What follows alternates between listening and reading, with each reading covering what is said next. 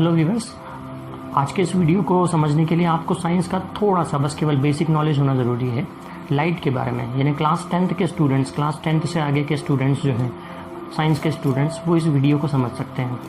मैंने कहा थोड़ा सा साइंस का बेसिक नॉलेज होना आपको ज़रूरी है। उसके लिए मैं आपको एक चीज़ समझा देता हूँ कि जब भी हम किसी ऑब्जेक्ट को देखते हैं तो वो ऑब्जेक्ट हमें दिखता इसलिए है क्योंकि उस ऑब्जेक्ट पर इंसिडेंट होने वाली लाइट रिफ्लेक्ट होकर हमारी आँखों में एंटर करती है। जब भी किसी एक ऑब्जेक्ट से रिफ्लेक्ट होने वाली लाइट हमारी आंखों में एंटर करती है, हमें वो ऑब्जेक्ट नज़र आता है। ठीक है, सो अगर हमें कोई एक ऑब्जेक्ट नज़र आ रहा है, इसका मतलब उससे रिफ्लेक्ट होने वाली लाइट हमारी आंखों में एंटर हो रही है।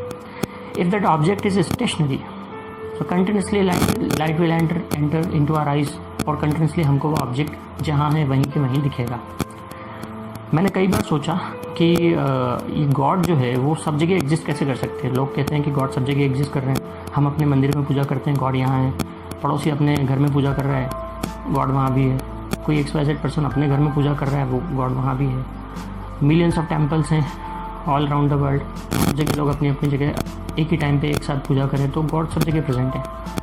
तो I thought since my childhood that कि गॉड सब जगह एक साथ कैसे प्रेजेंट हो सकता है। How is it possible? हो कैसे सकता है कि गॉड एवरीवेयर प्रेजेंट है। People say that कि God has superpowers. So what kind of superpower is this? What kind of superpower is this through which God exists everywhere? God is here. If I make a shivling here, God is present here. If I make a shivling at a 10 centimeter, God is present here. If I make a shivling at a 5 centimeter, God is present here. So God is present everywhere. But how? तो God के बारे में तो बाद में बात करेंगे कि how God is present everywhere. At the end of this video you will understand कि how God is present everywhere. But हम पहले लोगों की बात कर लें कि क्या ऐसा कोई हो सकता है कि एक पर्सन, एक बंदा यहाँ पे प्रेजेंट है और वो बंदा यहाँ की जगह लंदन में भी प्रेजेंट हो, और वो बंदा यहाँ की जगह UK में भी प्रेजेंट हो, US में भी प्रेजेंट हो, और वो अर्थ पे कहीं भी प्रेजेंट हो सकता है एक साथ। How is it possible? तो अभी तक तो आपने कहीं भी ऐसा नहीं देखा है, और ऐसा पॉसिबल नहीं है, प्रैक्टिकली ऐसा पॉसिबल नहीं है कि एक ही ऑब्जेक्ट हर जगह प्रेजेंट हो एक ही टाइम पे, है ना। लेकिन क्या ऐसा पॉसिबल हो सकता है? इन फ्यूचर ऐसा पॉसिबल हो सकता है। थ्योरेटिकली क्या ऐसा पॉसिबल हो सकता है? प्रैक्टिकली तो नहीं है, लेकिन क्या थ्योरेटिकली ऐसा पॉसिबल हो सकता है? क्योंकि अगर थ्योरेटिकली ऐसा पॉसिबल हो सकता है तो हम उसे प्रैक्टिकली ऐसा पॉसिबल बना सकते हैं। क्योंकि हर एक डिस्कवरी सबसे पहले दिमाग में क्रिएट होती है। कोई भी डिस्कवरी होने से पहले वो जो थॉट होता है, वो जो विचार होता है, वो दिमाग में आता है कि क्या ऐसा हो सकता है, हम ऐसा कर सकते हैं।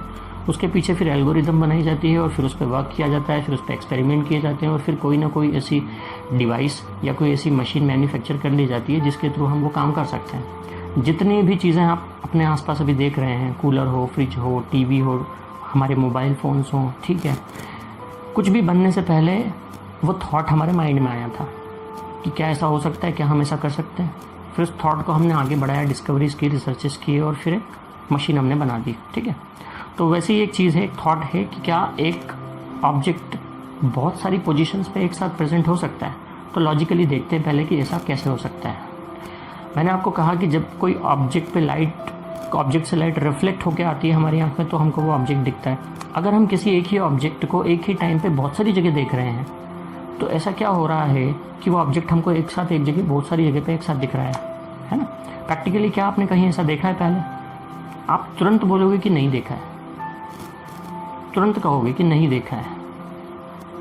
बट मैंने भी बहुत सोचा, कई सालों से सोचते आ रहे हैं, कई सालों से इस पर स्टडी करते आ रहे हैं, बहुत स्टडी किया, खोजने की कोशिश करी कि ऐसा हो सकता है क्या, और अगर हो सकता है तो कैसे हो सकता है, क्या करें कि जिससे ऐसा हो कि ऑब्जेक्ट हमको अलग अलग पोजीशंस में प्रेजेंट रहे, है ना। तो बहुत ही छोटी सी चीज़ मेरे को मिल करके आई। कभी कभी ऐसा होता है ना कि किसी क्वेश्चन का आंसर बिल्कुल हमारे पास में होता है, लेकिन हम उसको बहुत सब जगह ढूंढते हैं, पूरी दुनिया में ढूंढ लेते हैं, लेकिन वो होता बिल्कुल हमारे पास में है। तो अ फ्यू डेज़ अगो ऐसे ही लेटे लेटे मैंने सीलिंग फैन की तरफ देखा, नज़र किया, तो क्या देखते हैं हम, आप लोग भी अब देखेंगे शायद सीलिंग फैन की तरफ अपने, कि क्या दिख रहा है आपको। जब वो ऑन है तो आपको नज़र आता है एक सर्कल, लेकिन जब वो ऑफ होता है तो आपको उसमें दिखती हैं 3 ब्लेड, या किसी किसी फैन में 4 ब्लेड होती हैं। ठीक है, कम से कम 3 ब्लेड तो होती हैं सीलिंग फैन में। तो जब वो ऑफ रहता है तो आपको तीनों ब्लेड अलग अलग पोजीशन में नज़र आती हैं, लेकिन जब आप उसको ऑन कर देते हैं तब आप क्या देख रहे हैं, आप जैसे जैसे उसकी स्पीड बढ़ाते जाते हैं आपको ब्लेड्स नज़र नहीं आती, आपको सिर्फ एक सर्कल नज़र आता है। आप उसकी स्पीड को थोड़ा सा कम करके देखें, 2 या 3 पे करके देखें, फिर आपको थोड़ा थोड़ा सा ऐसा नज़र आएगा कि ब्लेड्स आपको दिखने लगेंगी हल्की हल्की सी। लेकिन कब दिखेंगे, जब आप उसकी तरफ देखकर सडनली अपनी आंखें हटाओगे। ऐसा प्रैक्टिकली आप करके देखिए, आप ब्लेड्स की तरफ देख के सडनली अपनी आंखें हटाइए तो आपको एक पर्टिकुलर ब्लेड की इमेज रेटिना पे बनी हुई दिखेगी, मतलब आपको आभास होगा हाँ उस ब्लेड की पोजीशन का कि वो ब्लेड वहाँ पे थी, उस पोजीशन पे पर्टिकुलर पोजीशन में थी। 360 डिग्री ये सारी ब्लेड्स घूम रही हैं, लेकिन आपको ये नहीं पता कि कौन सी ब्लेड कहाँ पर है। तो ब्लेड्स की जगह आपको क्या दिख रहा है, सर्कल दिख रहा है। इसका मतलब क्या हुआ कि आपको एक ही टाइम पे वो एक ही ब्लेड है, तो वैसे वो 3 ब्लेड मेल करके 360 डिग्री का एंगल बना रही है, मतलब एक ब्लेड 120 डिग्री का एंगल तो बनाएगी। तो वो उस 120 डिग्री के एंगल में आपको वो ब्लेड सब जगह नज़र आ रही है, एक साथ आ रही है। देखिए ध्यान से, फैन की वो ब्लेड आपको उस 120 डिग्री में सब जगह नज़र आ रही है और एक ही टाइम पे, है ना, एक ही टाइम पे नज़र आ रही है। तो हाउ इज़ दिस पॉसिबल। तो बस यहीं से क्लू मिल जाता है कि कोई ऑब्जेक्ट को हम एक ही टाइम पे अलग अलग पोजीशन में कैसे देख सकते हैं और कोई ऑब्जेक्ट कैसे प्रेजेंट रह सकता है एक ही पोजीशन में अलग अलग जगह पे, है ना। उसके लिए समझिए कि एक ऑब्जेक्ट अगर सपोज एक स्टेशनरी है और उससे रिफ्लेक्ट होकर के आने वाली लाइट हमारी आंख में एंटर हो रही है, हमें वो ऑब्जेक्ट दिख रहा है कि सपोज एक पोजीशन में हमें वो ऑब्जेक्ट दिख रहा है, यहाँ पर है वो पोजीशन, ठीक है। लेकिन सडनली अगर ये ऑब्जेक्ट बहुत ज़्यादा स्पीड से equivalent to speed of light 3 lakh kilometre per second, speed of light is 3 lakh kilometre per second, अगर दिस ऑब्जेक्ट, अब मैं 3 लाख किलोमीटर पर सेकंड की स्पीड से भी नहीं कहूँगा क्योंकि जो ब्लेड होती है उसकी स्पीड बहुत ही कम है, नेग्लिजिबल है 3 लाख किलोमीटर पर सेकंड के कंपैरिजन में तो। लेकिन अगर ये बहुत ज़्यादा स्पीड से ऑब्जेक्ट ट्रैवल करे एक पॉइंट से दूसरे पॉइंट और रुके फॉर अ वाइल वहाँ पे रुके, फिर सडनली मूव करे, फिर सडनली मूव करे, फिर सडनली मूव करे, फिर सडनली मूव करे, फिर सडनली मूव करे, तो जब ऑब्जर्वर इस ऑब्जेक्ट को ऑब्जर्व कर रहा होगा तो उसको क्या नजर आएगा कि ये ऑब्जेक्ट यहाँ भी है, ये ऑब्जेक्ट यहाँ भी है, ये ऑब्जेक्ट यहाँ भी है, ये ऑब्जेक्ट यहाँ भी, यहाँ भी, यहाँ भी, यहाँ भी, सब जगह मुझे नजर आ रहा है, यहाँ भी, यहाँ भी, यहाँ भी, सब जगह नजर आ रहा है।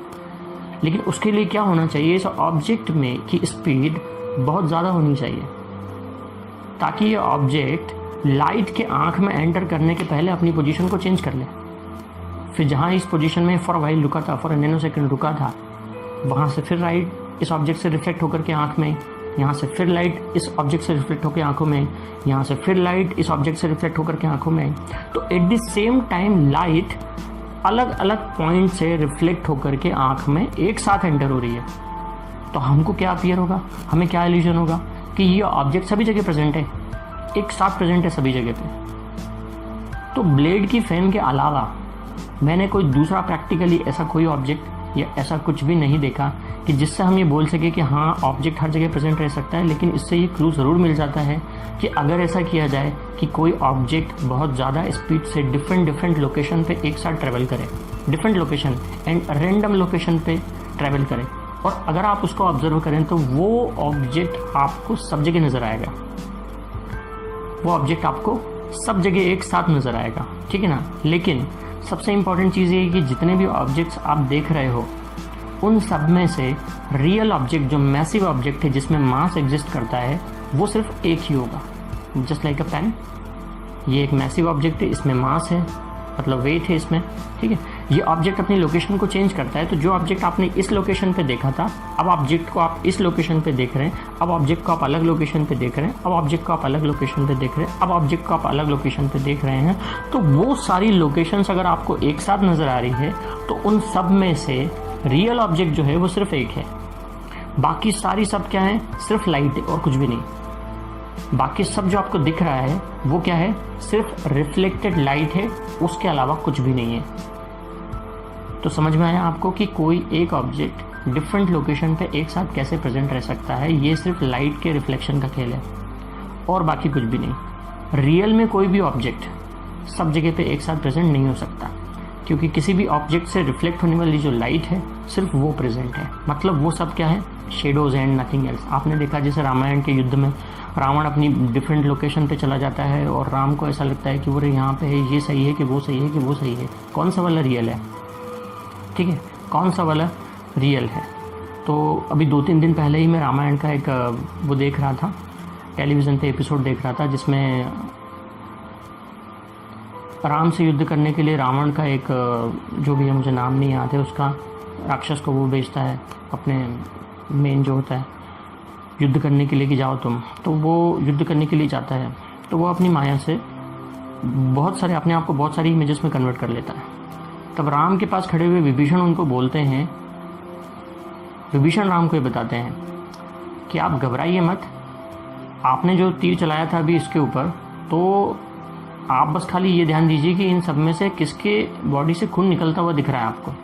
जिसकी बॉडी से खून निकलता हुआ दिख रहा है केवल वो ही रियल है, और बाकी सब जो है वो शेडोज है ना।